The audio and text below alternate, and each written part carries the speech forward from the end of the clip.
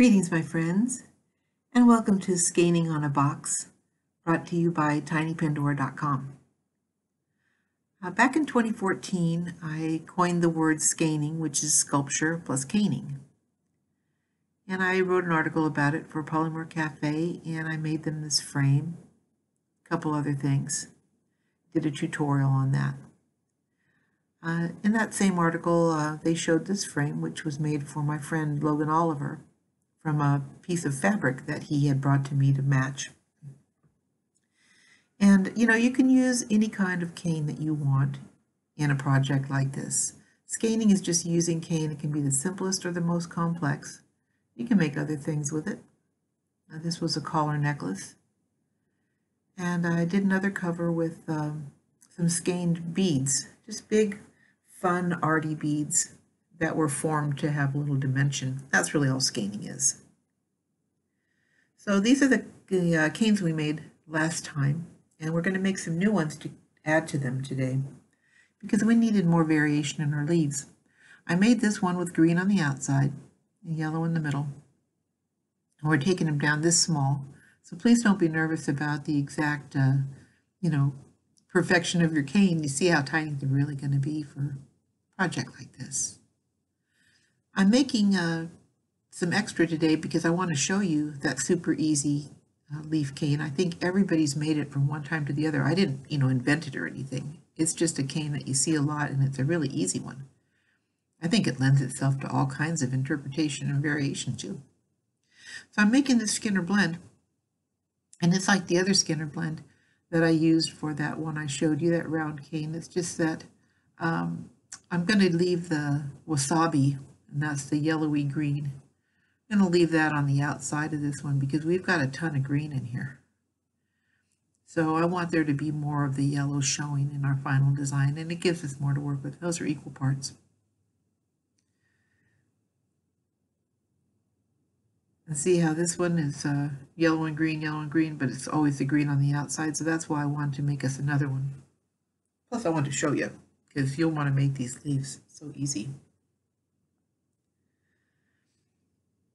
I'm going to pop them down into the clay machine, that direction always, with the two colors, showing when you put them in. That way you don't have to remember how to put them in.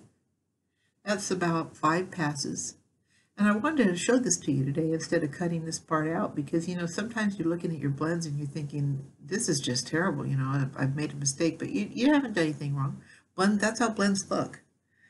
And they all turn out fine. So they go through their awkward phase, kind of like we all do at about 13, 14. Huh? So there's a blended piece, and it turned out fine. See that little tiny variation in the back? Who cares? Doesn't matter, because we're going to make our strip now.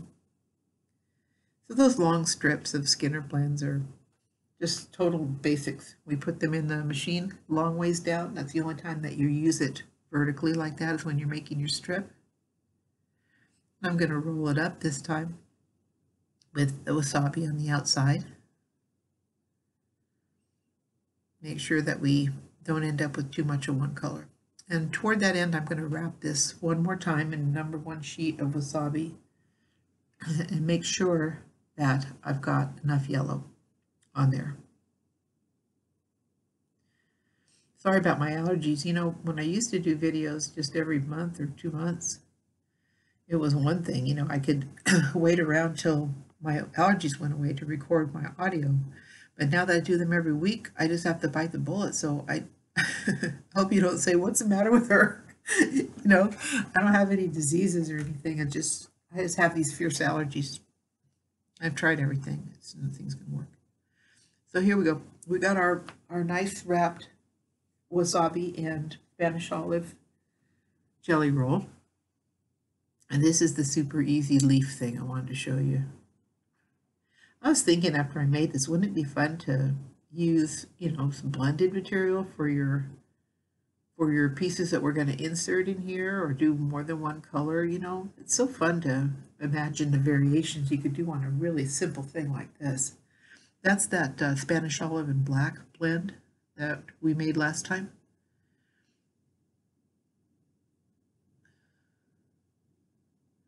I'm just going to need 2 strips of that, 2 dividing lines.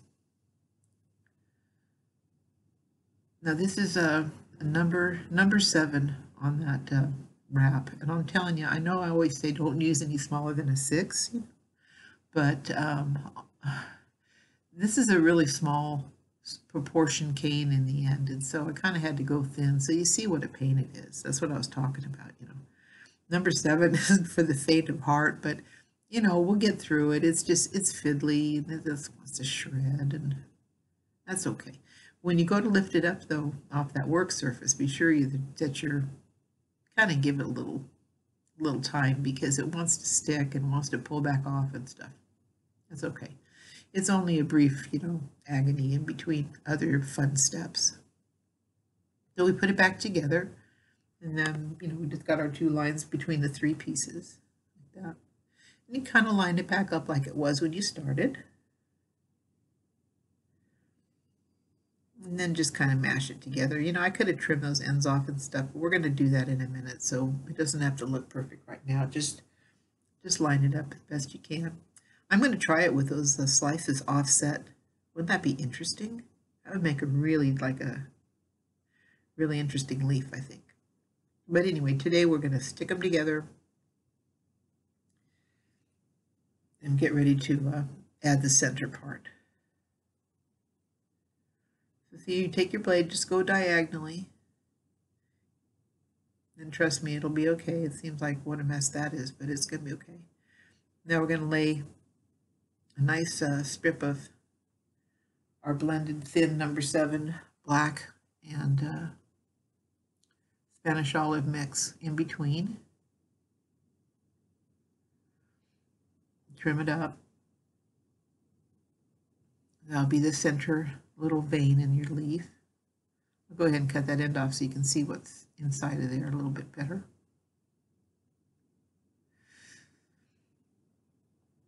And we'll put it back together. We'll ditch that fiddly thin material. It's really giving us pain.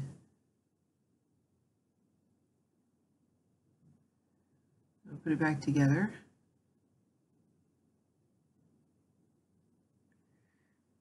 And we'll see how it looks when it's trimmed up.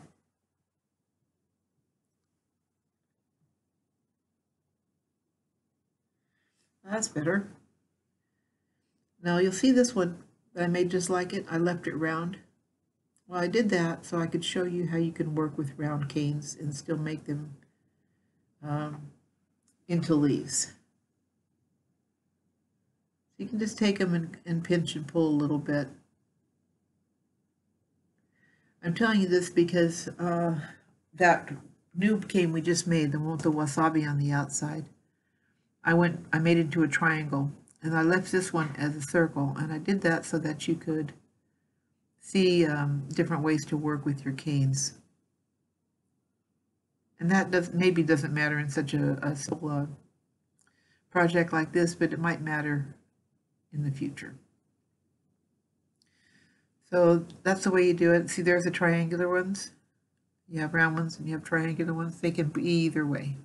Now this one, I just made, I've got video of that yellow one. If you want to see it later, I'll show you. But just use what you have on hand. I wanted to bring this up.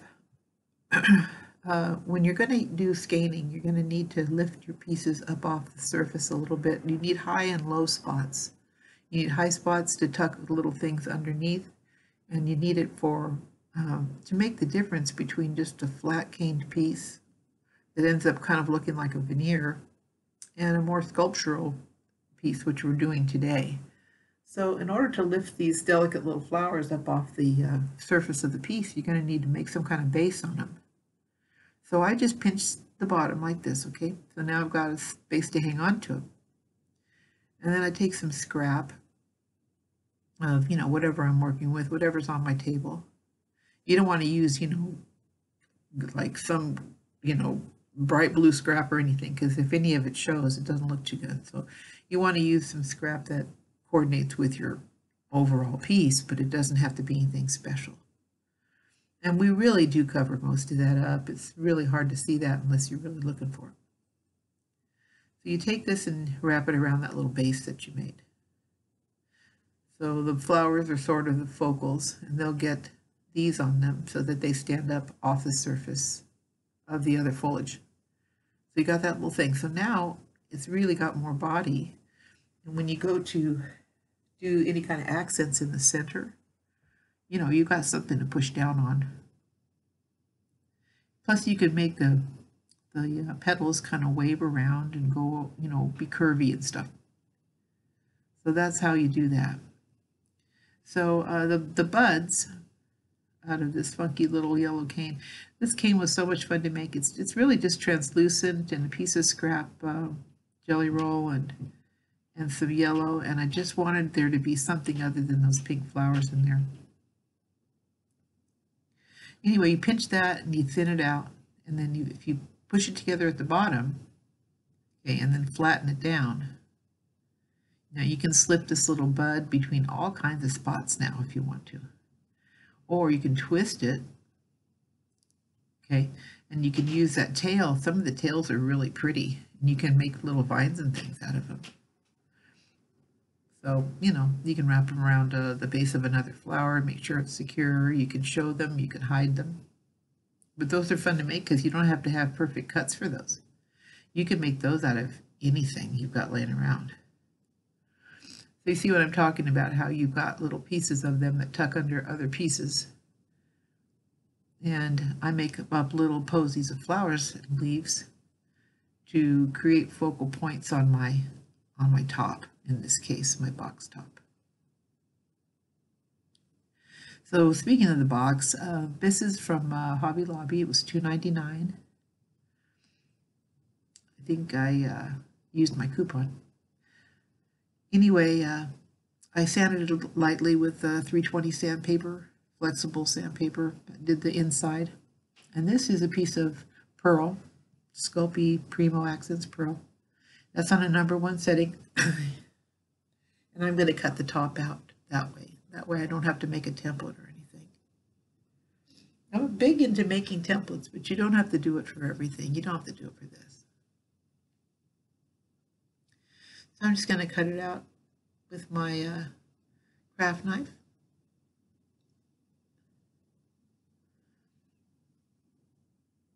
And then I'll smooth it up just a little bit because, you know, you get a little ridge from that.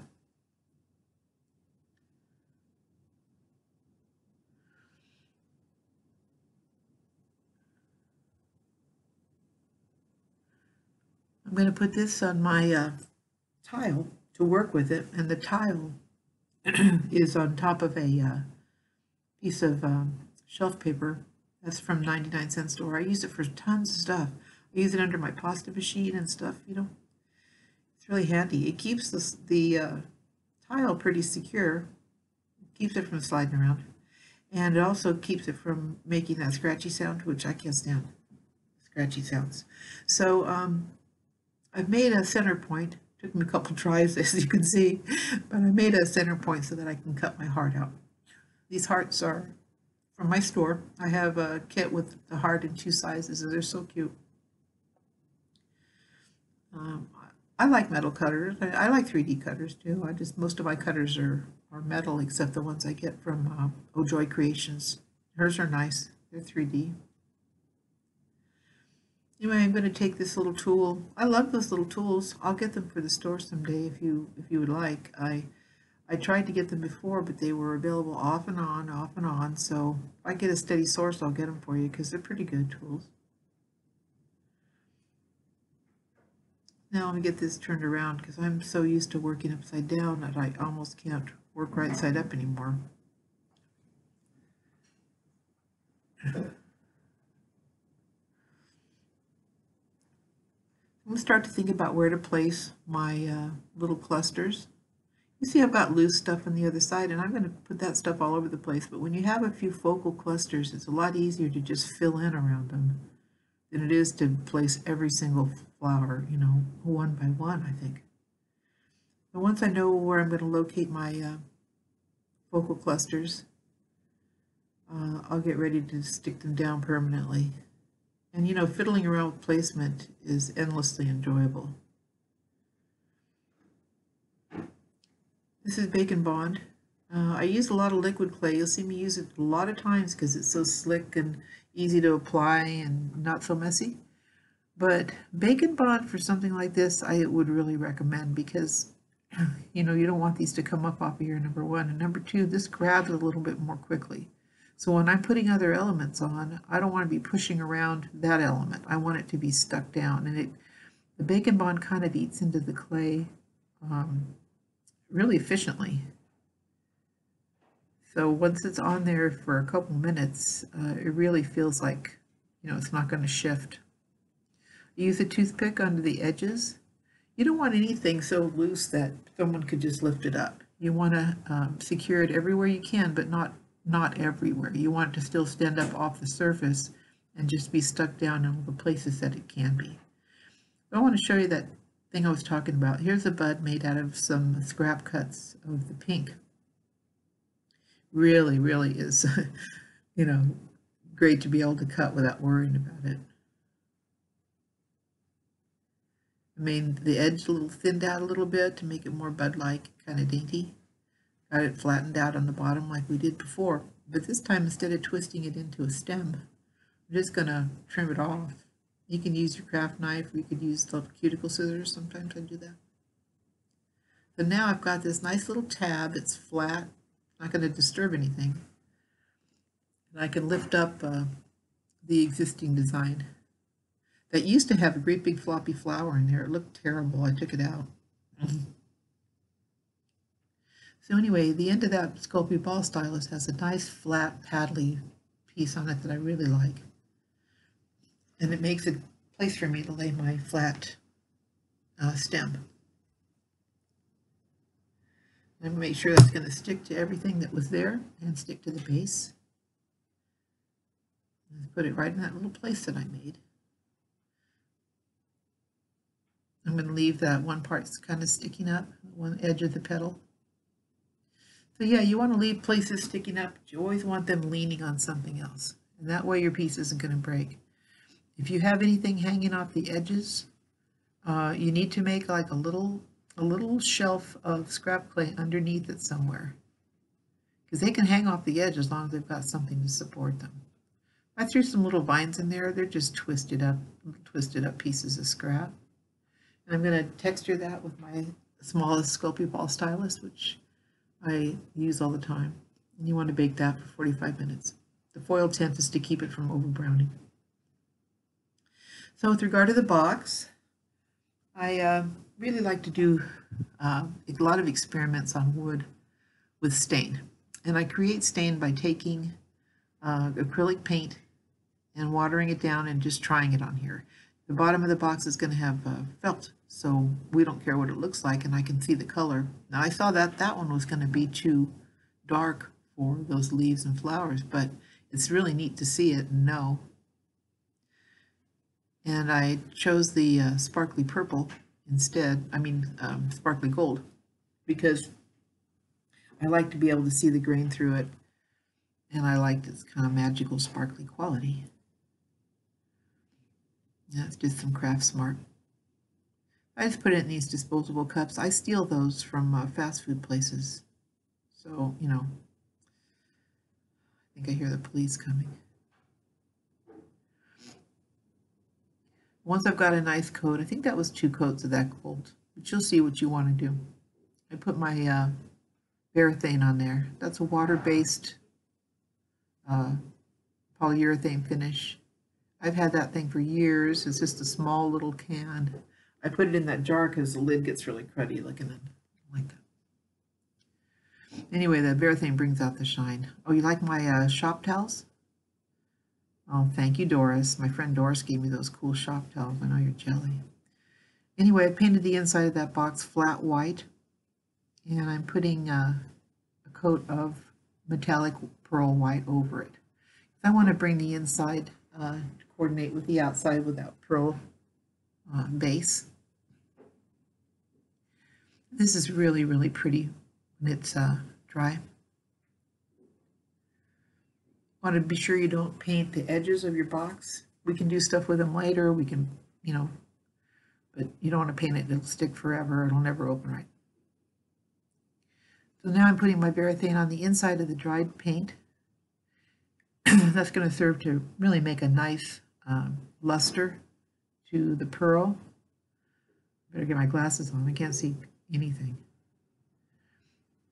And it's also going to stick down those letters that I put in there. Those are just little adhesive letters to monogram the piece for my friend, who you will find out who this is for at the very end of the video if you want to know. Anyway, I like to sign them because this is a friendship and love gift.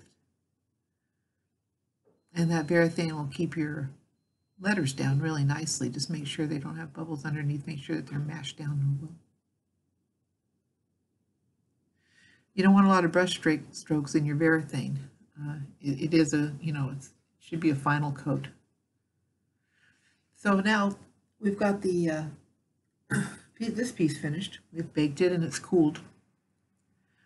And I'm going to make that center heart that I want to make.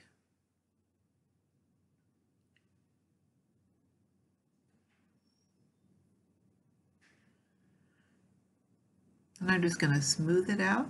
Make sure the edges are looking good.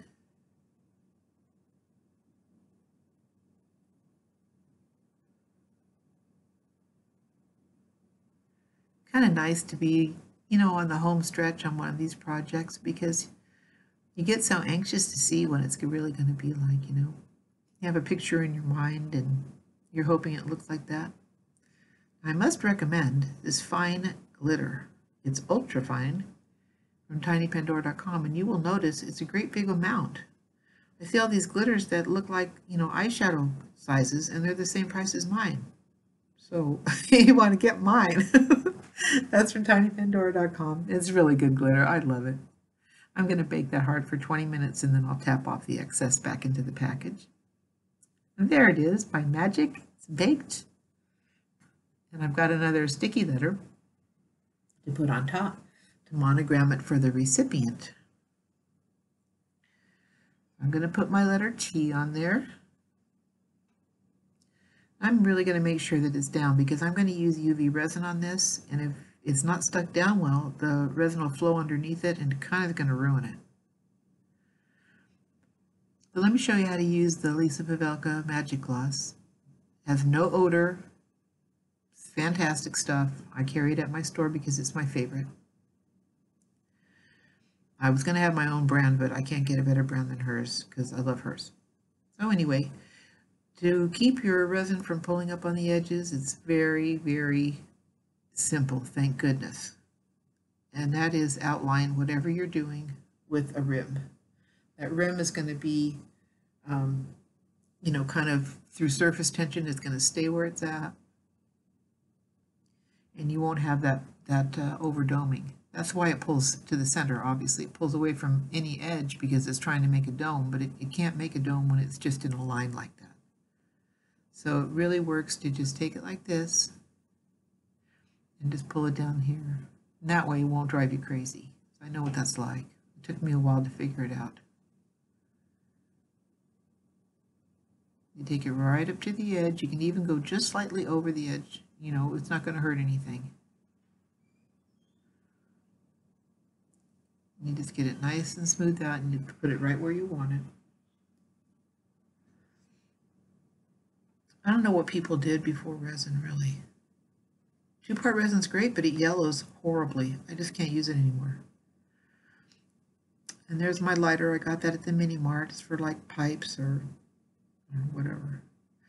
So you just need to cure that for just a few minutes. And now that's set up, and it's hard, and it's made of frame type of thing.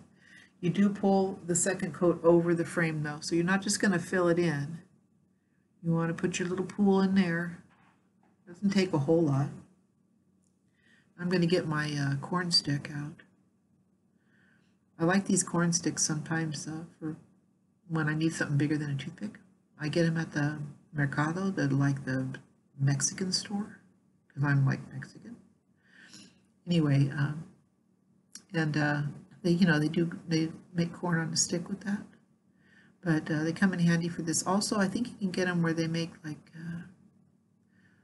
a cooking store. You can get them like for candied apples. So you want to use your light, 6 minutes. That'll be nice and hard. It's a really super durable finish. It really brings out the beauty and all the sparkly stuff. I'm going to use a little super glue and secure that heart into the hole there. That way it won't shift around when I'm trying to stick the lid on. That liquid fusion glue is pretty good. I can leave you a link if you want.